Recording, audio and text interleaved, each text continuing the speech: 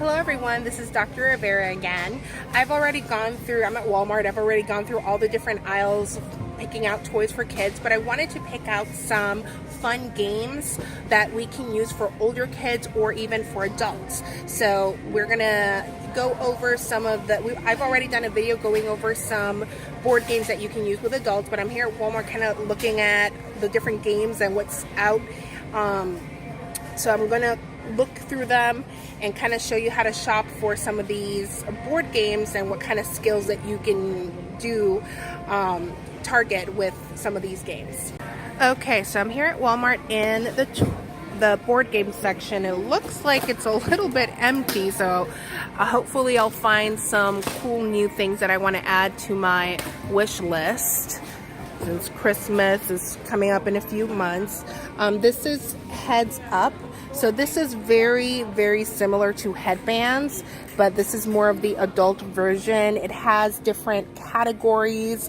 You can act it out. This is actually a really great game for adults. It's fun. Some of the older kids are gonna really like this. It looks like it's ages 8 and up, so it should have age-appropriate categories that you can do with your older kids. So let's see what else we can find here. So here's a really great game that I actually already have this one. It's called Rummikub. So it's a great game for cognition and visual scanning. So you have to, you get a certain set of tiles and you have to try to sort by color or by number or sequence. And it's a great game, and then you put whatever tiles you have. So if you have, the same number in all the different colors, you put that on the table. So you have to coordinate, and then the more tiles you add to the table, it involves more visual scanning. You can steal from other players. So this is really, really a great game to play with a family. It involves cognition and visual scanning. It involves planning and sorting as well. And you're in this game, you're sorting by either color or number or sequence. So really great game to play. Now let's see here. Here's another great one that I love. This is Scattergories. I don't have this one currently. I do have it on my tablet. They have a tablet version of this, and Scattergories is very fun and easy to play. It's kind of similar to Last Word, where you have this die that has all these different letters, and you roll the die, and whatever letter you get on top, then you take the different categories, and you have to say, you have to list a word that starts with that letter for each and every category on your card. So it's a really fun game. It works on semantics, it works on naming, and it's a fun game to play with the whole family.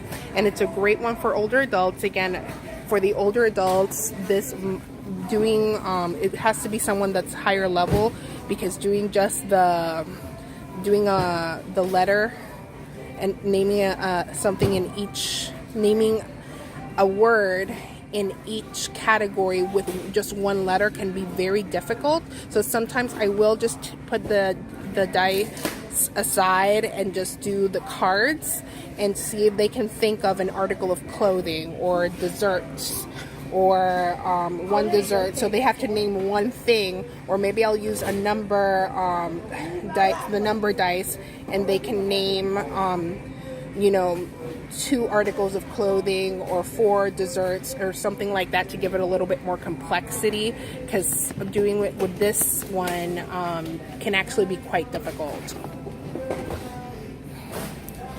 So Pictionary, again, another great classic game. I don't have this one, but obviously all you really need is some category cards and a pen and paper to play. Here's another great one that I actually don't see around here, Apples to Apples. If you have an older adult, Apples to Apples is a great game to play. Pictionary is another great one. They have to draw it out. However, some older adults might find that a little childish and they might not like that, or they might not have the hand coordination or dexterity to be able to do this. So just be careful with this one. 5-second rule. What is this? So it says 3 breeds of dogs, and the person has to name the different breeds of dogs. And I guess, oh, this is fun. Instead of the hourglass they have, or the minute glass, they have this little zoop, I guess. I don't know what that is called, but it says here, looks like it says name, I don't know if I can make that clearer, name 3 breeds of dogs. Here we have name 3 famous Michaels. So this is another fun one where they have to name things.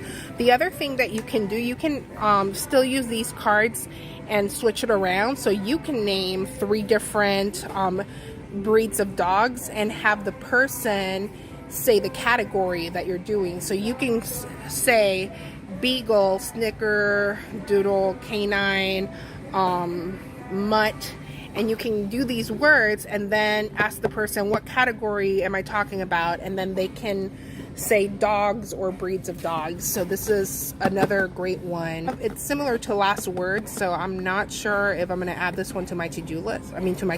Excuse me, to my wish list, but I'll definitely think about this one. Oh my gosh, Simon. So can I just say that this is such an awesome classic game. So this is a game of memory. So this game for older adults and people with cognitive disorders and dementia, I have this one on my tablet. I don't have the physical ones, but even for kids, this is a great game to work on attention and memory. And oh, I love it. So there you go. You have to touch it. Now you have to... Ow! I missed. Okay. So, sorry, I just had to play with it, of course. You have to follow whatever sequence the lights are lighting up. Skip-Bo's another great one for planning and attention and visual scanning. I love this one, but it's really works well for turn-taking as well. Huh. Look at this one.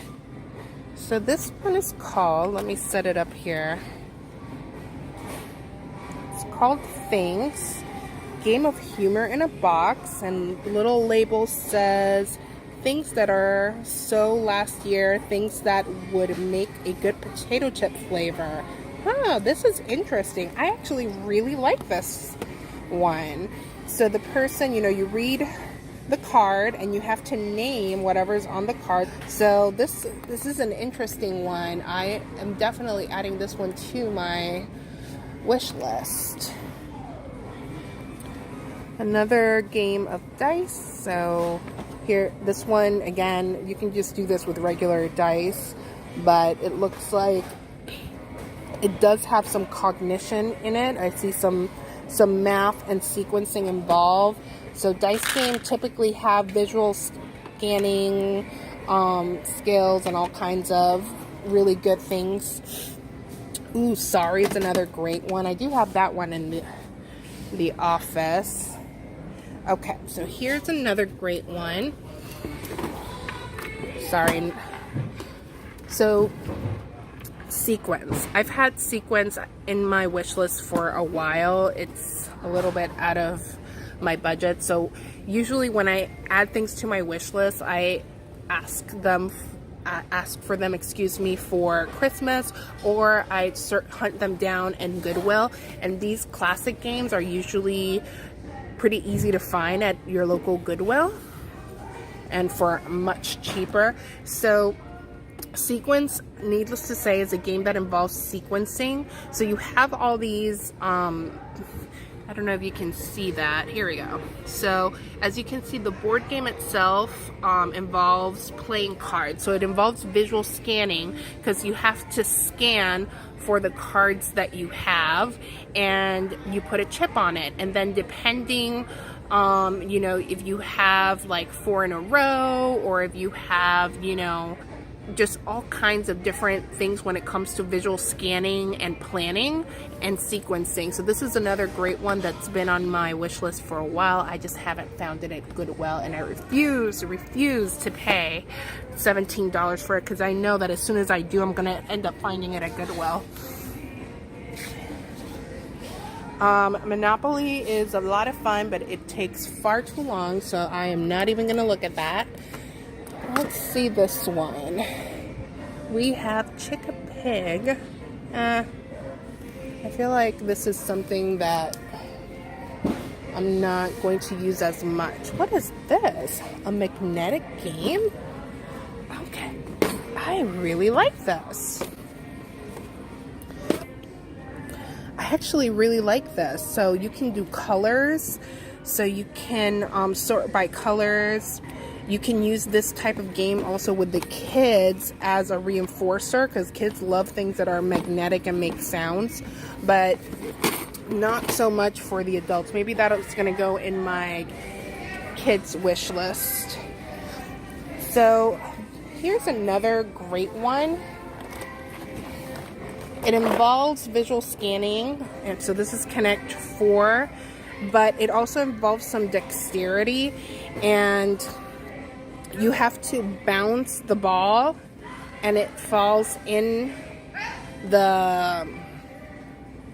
this little ramp, and then it goes down the chute, and you can see if you get 4 in a row. What I like about this one as compared to the other Connect 4 is that the other Connect 4 does involve planning. So if you have an older adult that can't do a whole lot of planning, they're gonna lose every single time. So this one kind of evens the playing field a little bit, where if you have an older adult with very low skills, they can just try to bounce and put it in, or you don't even have to bounce it. They can just throw it, have it land in the chute, and then it evens out the playing field because there's no planning involved. So they just have to, whenever somebody gets 4 in a row, that's who wins. So I actually really like this one. I do have this one already on my wish list.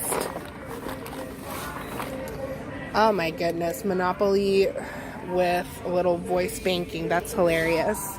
All right, so let's see if we see anything else that might be interesting.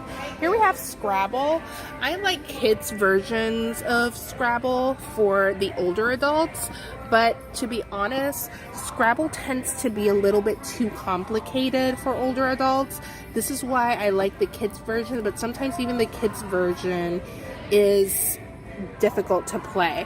So I am not going to add this one to my wish list, but it might be something that might be appropriate for your older adult, or maybe for your older child. So definitely take a look at it, and it does seem to have cute little game pieces. And here we have something interesting. I don't necessarily love this for older adults, but I like this for the older kids. It looks like you put something in the box and they have to guess what's in the box. So I guess you give them, they have to touch it. Maybe they have to touch it and bite. Actually, this might be really great for adults with dementia. They have to touch it and try to guess what it is based on tactile cues. You know what? I take it back. I love this one for older adults. So, maybe you can put something in there that has scents. Scents are great for people with dementia, so you can put different fruits in there and they can try to smell, use their sense of touch to try to feel it out. I really love this for older adults. You can even, obviously, if you already know what's in there, you can give them contextual cues, so you can tell them, you know what, it's something that you eat, it's a type of fruit, it's yellow, and they can guess what's in the box that way as well. So I am definitely adding that one to my wish list because I can use them with both kids and the adults. So that's going to be it for today. Alright, so it looks like that's it for my reviews of the board games, because Walmart doesn't seem to have a lot of them today, but stay tuned for some more board games and some more reviews And please leave me any comments of any ideas of board games or any suggestions you guys might have that I should add to my wish list. Have a good one.